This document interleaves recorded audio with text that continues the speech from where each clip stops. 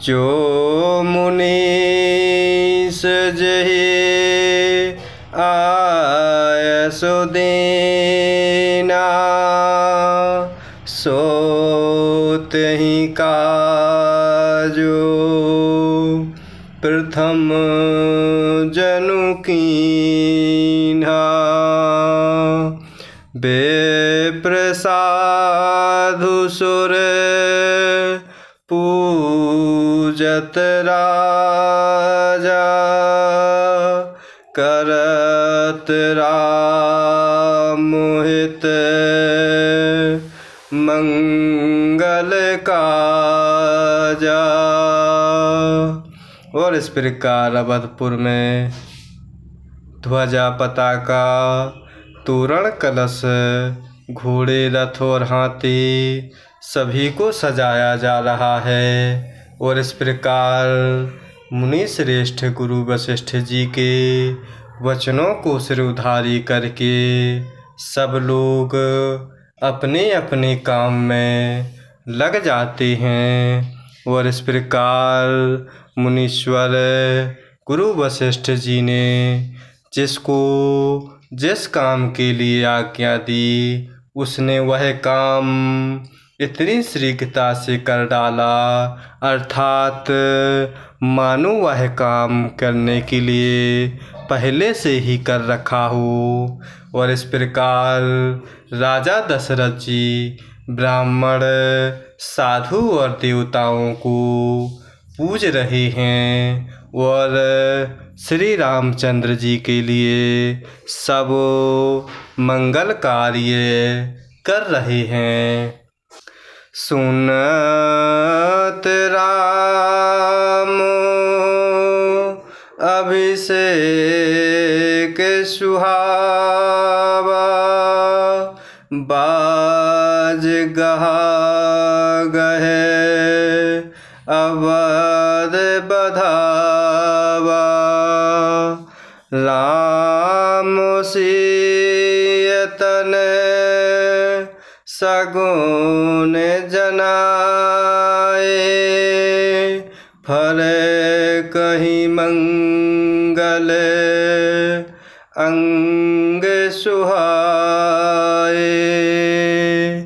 और इस प्रकार प्रभु श्री रामचंद्र जी के राज्य अभिषेक की सुहावनी खबर सुनते ही अवध भर में बड़ी धूम से पधावे बजने लगते हैं। और प्रभु श्री रामचंद्र जी और सीता जी के शरीर में भी शुभ शकुन सूचित हो रहे हैं।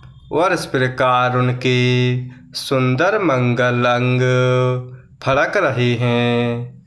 पुलकित प्रेम परस पर कहे, भरत आगमनु सूचक अहि। भय बहुत दिन अति अवसेरी, सगुन प्रीति भेंट प्रिय केरी।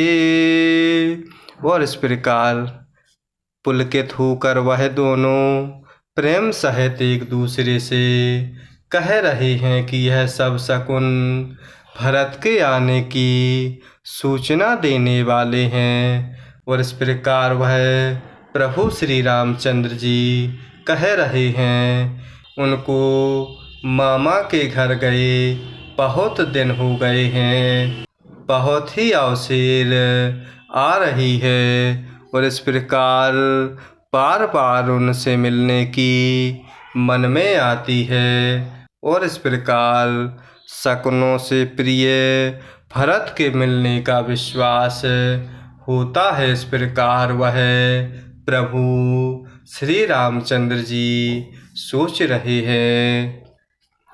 भरत सरस प्रिय को जग माही, इह सगुन फलु तू सरनाही।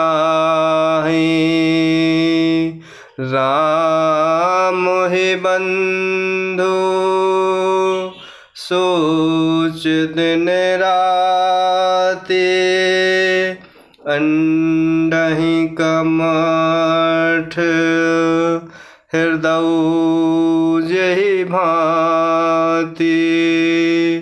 और इस प्रकार भरत के समान जगत में हमें कौन प्यारा है।